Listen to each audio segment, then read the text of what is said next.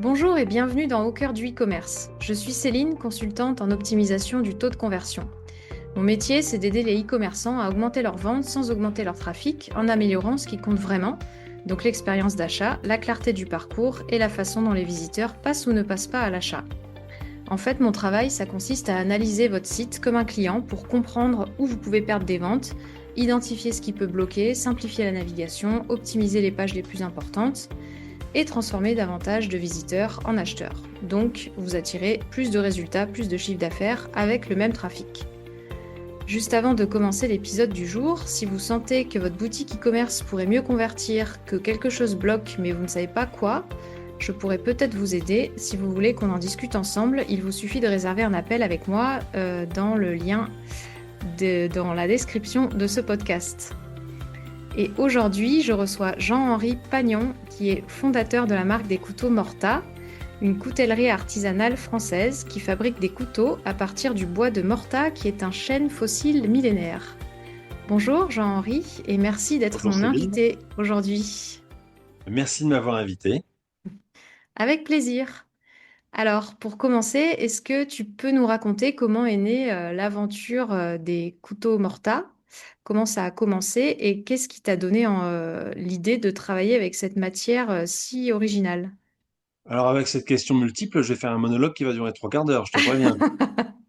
Bah vas-y. Alors l'histoire est très simple, c'est que je suis foncièrement et viscéralement passionné par la coutellerie.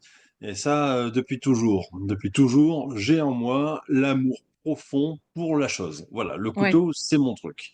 Mais pas en tant qu'arme, en tant qu'outil, en tant qu'accessoire, en tant que compagnon, associé de vie. Le couteau qu'on a dans la poche, qui nous Hmm. accompagne pour déjeuner, couper une corde, couper un carton, bricoler, que sais-je. Enfin, l'objet auquel on tient Ouais. véritablement. Et puis, lorsque, avec ma famille, nous nous sommes installés dans cette région qui est la Brière, qui est située en Loire-Atlantique, eh bien, j'ai ressenti un attachement sur cette terre que je ne connaissais pas, que je connaissais mal, mais j'ai ressenti un attachement très particulier. J'ai senti que j'avais des racines dans ce territoire qui était pourtant nouveau pour moi. Hmm. Donc, vu que j'ai aimé le territoire, j'ai voulu très naturellement, en tant que passionné de couteau, être l'heureux propriétaire du couteau du territoire.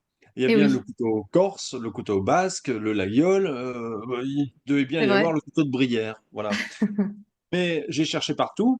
Non seulement il n'y avait pas de couteau en Brière, mais il n'y avait pas non plus la moindre trace d'histoire coutelière. C'est-à-dire que s'il y avait eu un couteau au 19e ou début du 20e siècle, j'aurais cherché le temps nécessaire, mais j'aurais fini par le trouver, par Oui, m'emporter acquéreur, et puis ça aurait été la fin de l'histoire.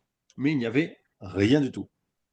Donc, tout en à fait. raison de cette frustration de consommateur, je me suis mis à fabriquer des couteaux dans mon garage. Je me suis pris de passion pour la fabrication. J'en ai fait pendant 5 ans. Et un jour, au bout de 5 ans, c'est en lisant le livre de Chateaubriand qui s'appelle La Brière, qui est un livre qui a été publié en 1923, que je découvre l'incroyable histoire du Morta.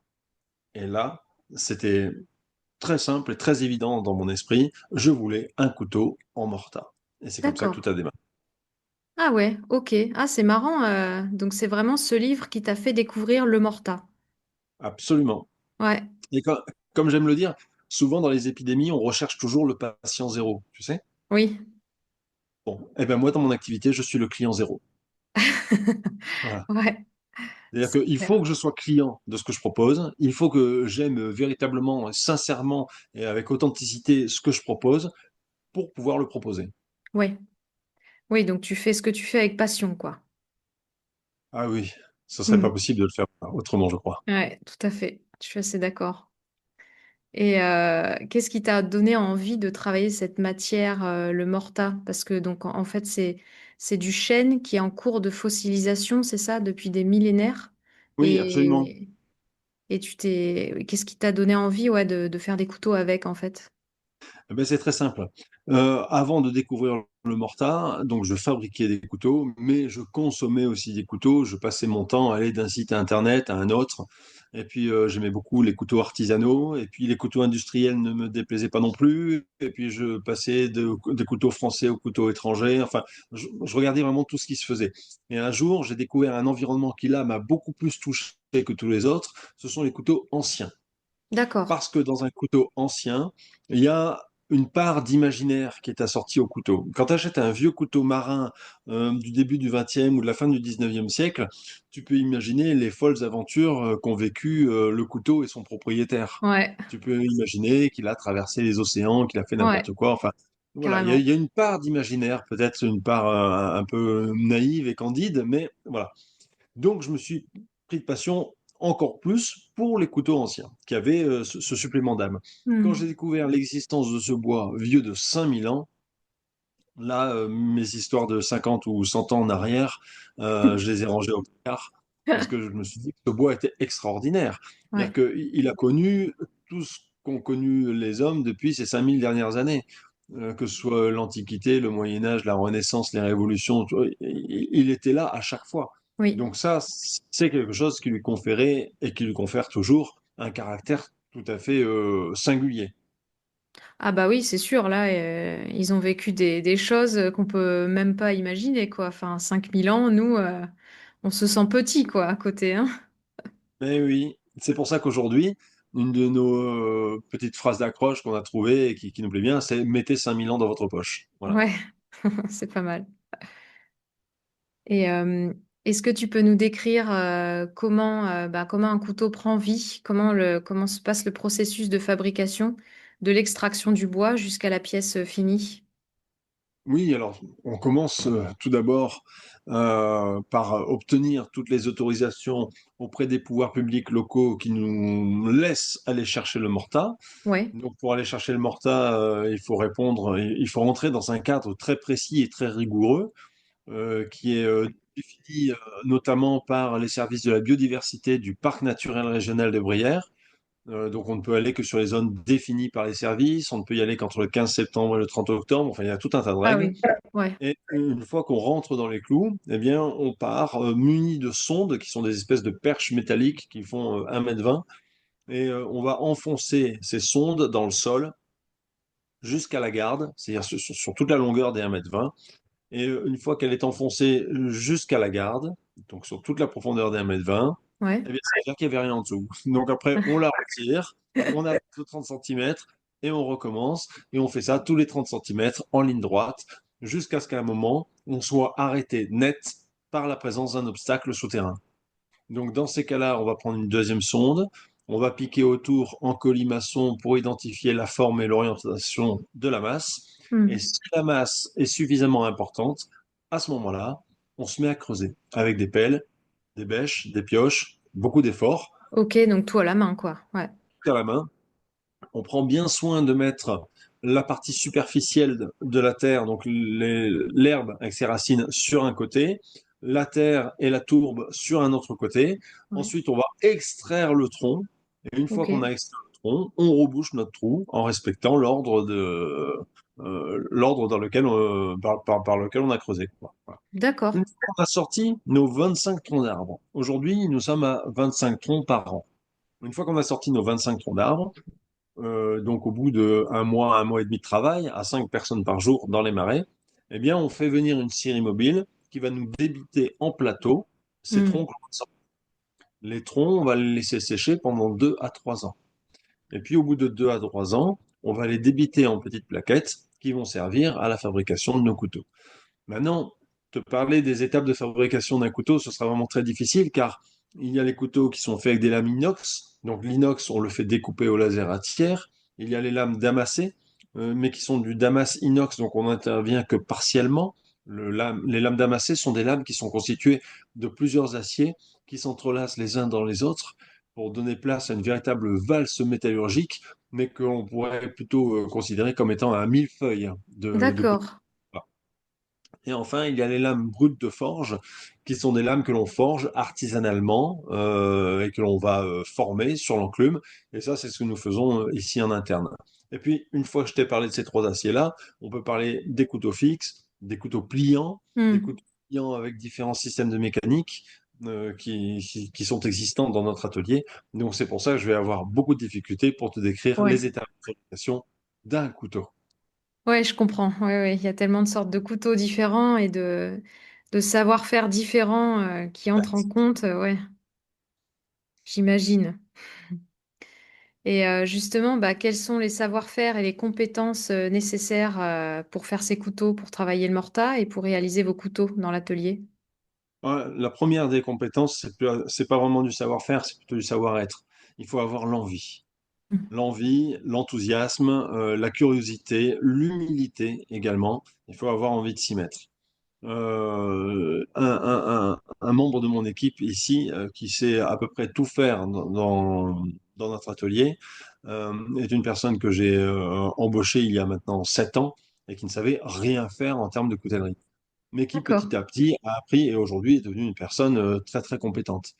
Donc alors le savoir-faire est important, il s'apprend à l'école, il y a des écoles de coutellerie, il en existe au moins une à Thiers.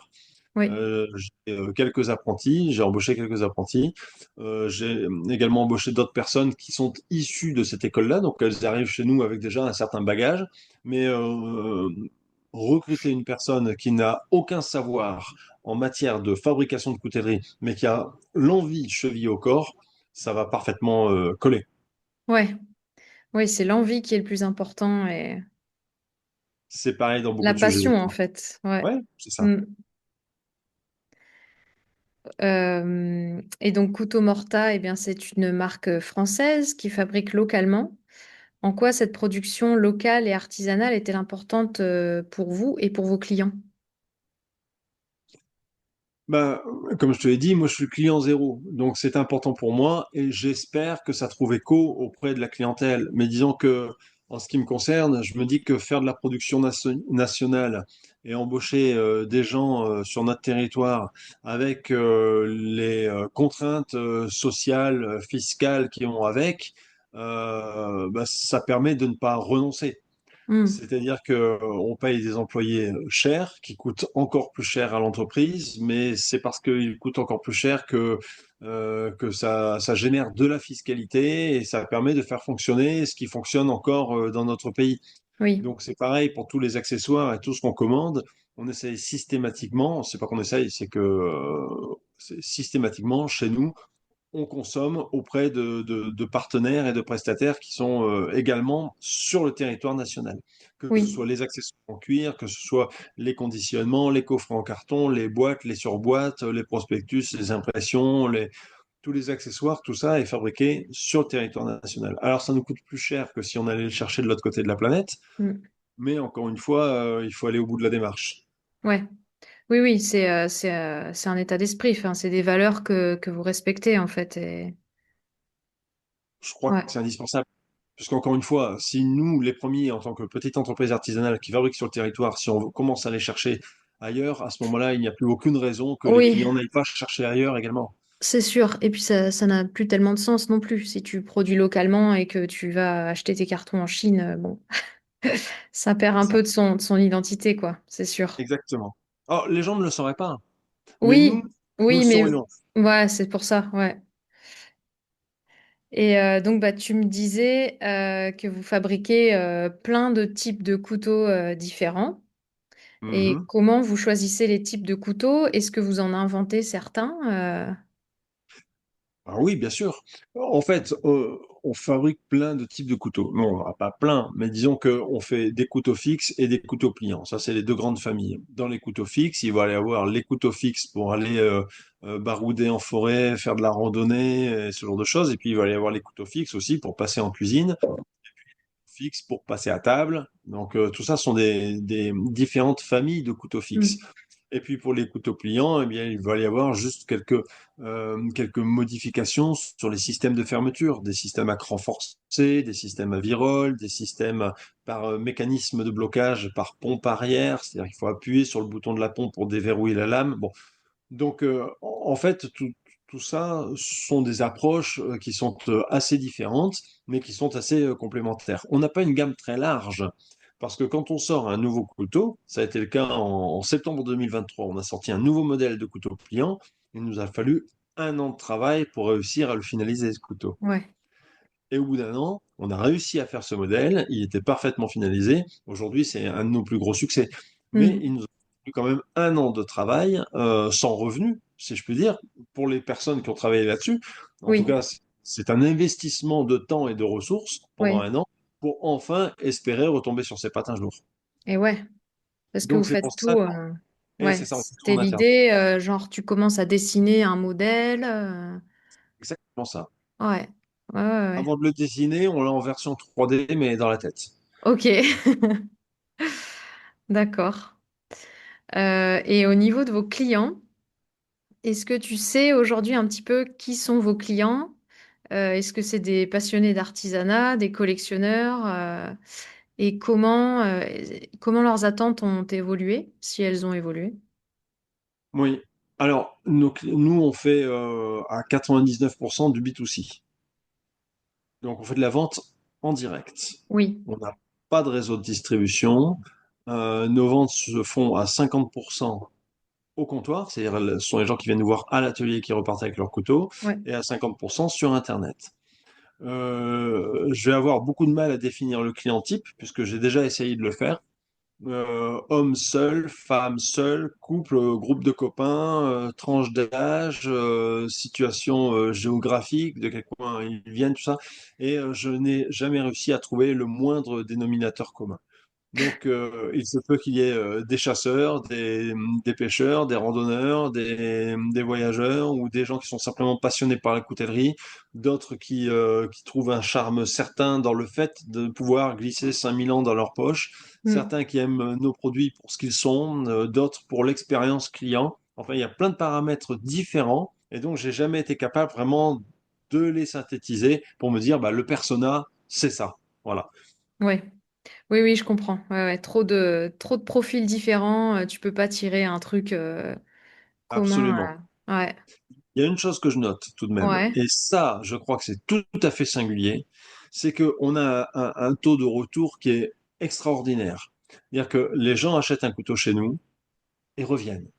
Ah, Je donne un exemple très simple. Une fois, il y a quelqu'un qui commence à nous tourner autour, à poser des questions, à s'intéresser, à interagir sur les réseaux sociaux, et ça dure, ça dure, ça dure. Mais c'est sympa, hein. Je veux dire, c'est quelqu'un qui montre son intérêt pour notre activité, et ça dure un an.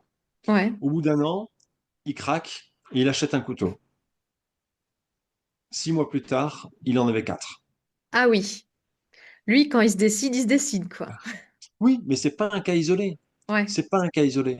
On a des clients qui ont 20, 30 couteaux qui viennent de chez nous. Il y a un modèle avec différentes déclinaisons, différentes options, différentes variations, et puis un deuxième modèle pareil. C'est assez extraordinaire. Et ça nous honore au plus haut point. Bah, bien sûr, ouais. Mm. Et oui, c'est qu'ils sont très contents de la qualité des couteaux et ils en veulent d'autres. Voilà.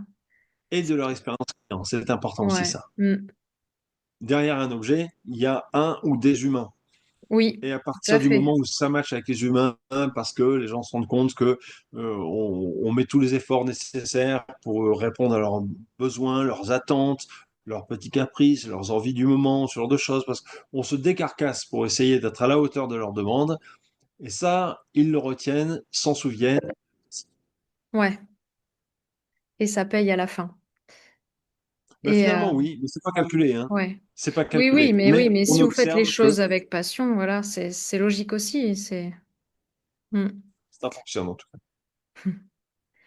Et en parlant d'expérience client, Mhm. pour parler un petit peu du site, comment est-ce que vous faites pour retravailler cette expérience client sur votre site e-commerce? Ça, c'est un sacré challenge parce que les gens qui viennent nous voir à l'atelier ne viennent pas dans une boutique pour repartir avec un couteau. Ils rentrent véritablement, je le dis en toute humilité, hein, mais ils rentrent Mm. dans un univers très particulier. C'est-à-dire que chez nous, on s'est amusé à suspendre au plafond un tronc de morta brut qu'on a extrait l'année dernière et Ouais, dans son intégralité. Dans le fond de l'atelier, il y a deux 4x4 qui sont exposés. Alors, ils ne sont pas exposés, mais disons qu'on avait de la place. Il fallait bien les ranger quelque part. On les a rangés dans l'atelier. ok. Donc, il y a un environnement visuel qui est tout à fait singulier et que les gens apprécient beaucoup. On leur présente le mortar, on leur fait voir en image comment est-ce qu'on va le chercher, comment est-ce qu'on va l'extraire, on leur fait voir les outils nécessaires pour cela. Et donc, c'est une véritable expérience client. Déplacer cette expérience immersive, réelle, Sur la partie numérique, ça, c'est plus compliqué. Oui. Donc, pour le faire, eh bien, simplement, on fait des vidéos et on publie nos vidéos et on incrémente nos vidéos dans le site web. D'accord. Donc, ce Donc, sont des vidéos qui permettent vraiment de comprendre l'origine de la matière, oui. son côté noble, la difficulté que nous éprouvons pour aller l'extraire. Et puis, sur chaque page article, il y a différentes vidéos qui présentent soit le produit, soit son origine, soit l'environnement. Enfin, il y a toujours quelque chose qui vient agrémenter un peu l'acte d'achat au moment où le client est sur le point de se décider. Oui, oui, oui, c'est vrai que la vidéo, c'est immersif, ça, c'est très parlant, quoi, pour C'est retranscrire. très parlant. Ouais. Mais attention, quand on parle d'expérience client sur Internet, l'expérience client, elle ne s'arrête pas quand le client a cliqué sur le bouton valider. Elle continue après. Et Elle oui, continue lorsque le client nous demande des petites spécificités pour la personnalisation de son couteau, ouais. la gravure, notre capacité à y répondre favorablement. Il faut savoir qu'on répond quasiment toujours favorablement aux exigences des clients et notre capacité à être dans des délais très très courts pour l'expédition Mhm. et envoyer un couteau dans des conditions plus que présentables, hein, dans un joli coffret, dans un Oui, bel écrin, avec un châle à cire, avec un petit mot personnalisé, avec tout un tas de trucs qui font que lorsque le client ouvre son coffret, eh bien là, il plonge un petit peu dans notre univers. Mais la vente est déjà faite, on s'en fout. oui, On pourrait très bien lui envoyer dans du papier journal. Mais notre haute considération du client nous pousse à soigner l'envoi et généralement, c'est quelque chose qui se transforme par beaucoup de satisfaction. oui, bah oui. Bah, l'expérience, c'est sûr qu'elle continue après l'achat aussi, avec, comme tu dis, l'envoi soigné, la rapidité, les petites attentions, le SAV. C'est J'imagine ça, que vous avez un SAV aussi pour les clients. Tout ça, ça fait partie de illimité. l'expérience. On a un SAV illimité. Illimité, d'accord. Ça veut dire qu'il est Illimité. dispo tous les jours? Alors, bah, le SAV, oui, bien sûr. Mais Ouais. pour illustrer mon propos, on a un client qui nous a écrit il y a 10 jours de ça, en nous disant j'ai esquinté mon couteau, j'en ai pas pris soin, j'en suis désolé, je voulais acheter en 2014, est-ce que vous pouvez faire quelque chose pour moi? On lui a dit bah, renvoyez votre couteau et on va vous le refaire. Ah ouais, Et là, on est en d'accord. train de lui faire son couteau à neuf. Voilà. Ok. Ah oui, en effet, Il n'y a pas de discussion. ça c'est du SAV. Ouais, qui nous coûte cher. Mais bon, c'est comme ça. J'imagine. Ouais. Et pour revenir un petit peu sur le site, quels sont les indicateurs que vous suivez pour piloter un petit peu la rentabilité du site? Alors, j'avoue que c'est un sujet qui m'échappe un tout petit peu. Donc, j'ai la chance de travailler avec des gens qui sont un peu plus experts que moi sur la question.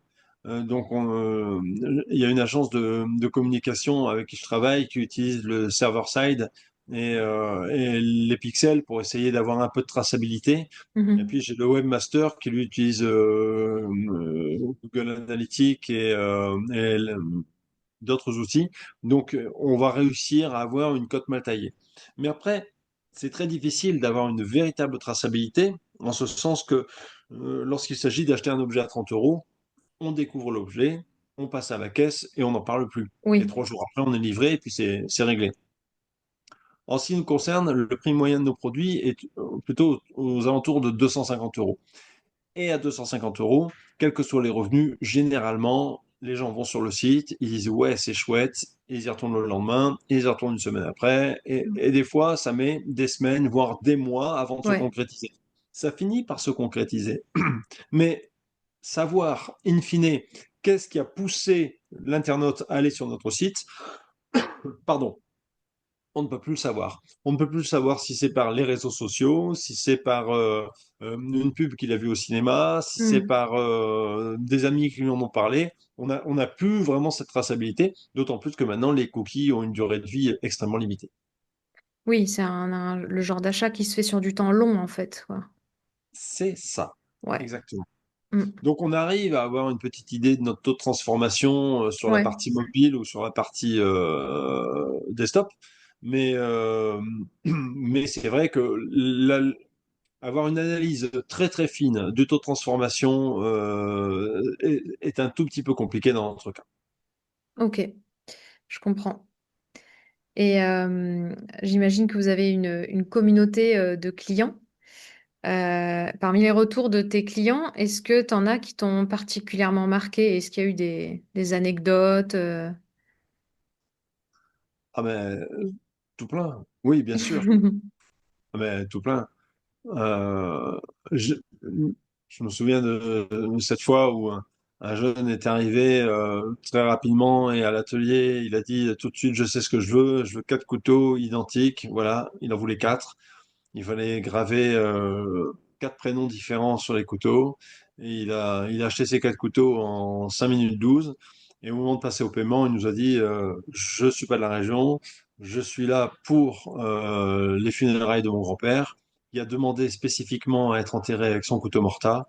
Donc, pour l'occasion, j'achète un couteau pour mon frère et un pour mes deux cousins. Et comme ça, on va repartir chacun avec notre couteau morta aussi. Ah ouais, d'accord. La bagueule, ça. Ouais, ça c'est pas mal, C'est hein. incroyable. Ouais, Ouais. Mais ça, c'est fort. oui, oui, des anecdotes comme ça, où ça s'est passé l'été dernier. Une petite famille, ils sont venus à 5 à l'atelier. Et le petit dernier, il devait avoir 4 ans, un truc comme ça. Un tout petit Hmm. gamin qui marche pieds nus et tout. Ils étaient venus en van aménagé. Bon, une famille vraiment atypique, mais adorable. Vraiment, voilà, c'était Ouais. un coup de cœur. Et le père avait son couteau morta, la mère avait son couteau morta, les deux gamins avaient bien évidemment leur couteau morta.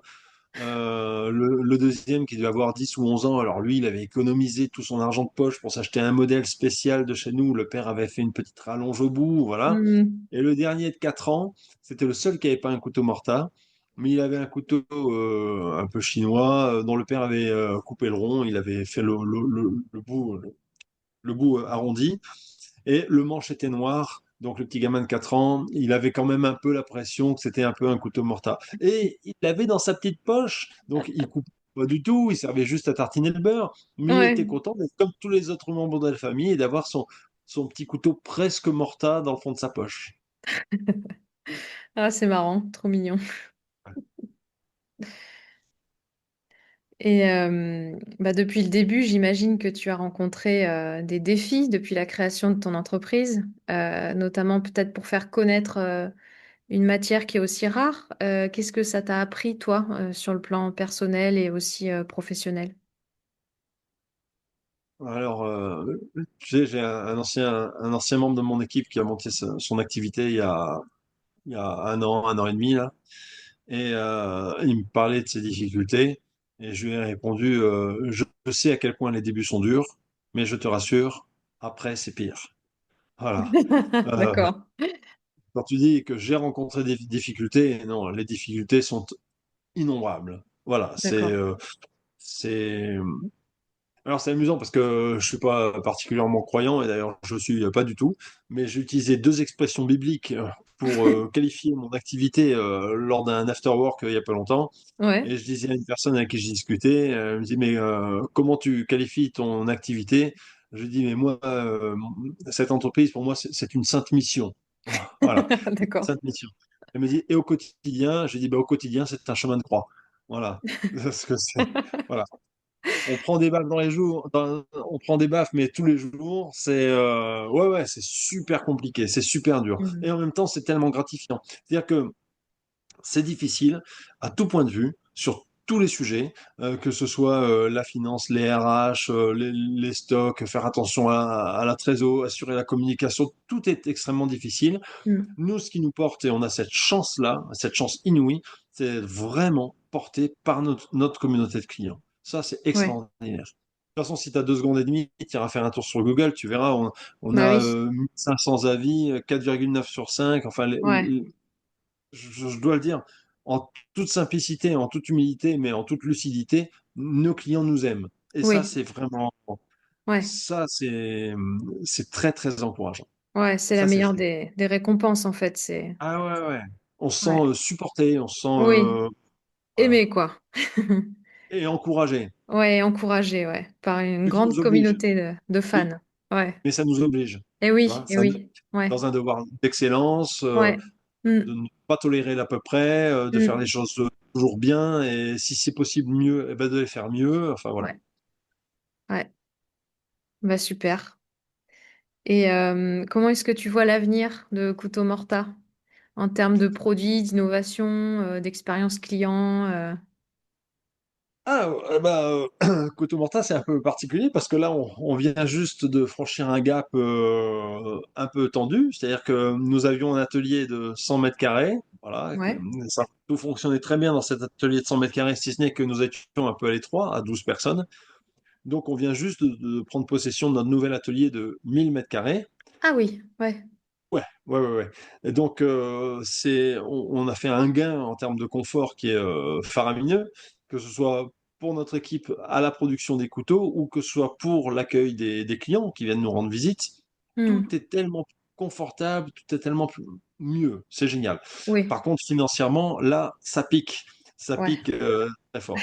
Mais malgré tout, c'est pareil. Là, les clients nous suivent, les clients viennent, sont de plus en plus nombreux. On a beaucoup de visiteurs qui viennent nous voir et qui achètent des couteaux et qui nous disent mais que bien évidemment ils connaissaient les couteaux Morta parce qu'ils sont de la région, ce genre de choses, mais que non, ils n'étaient jamais venus nous voir avant, mais que maintenant qu'on a un site qui est plus facile d'accès, eh ben, ils en profitent pour venir nous voir.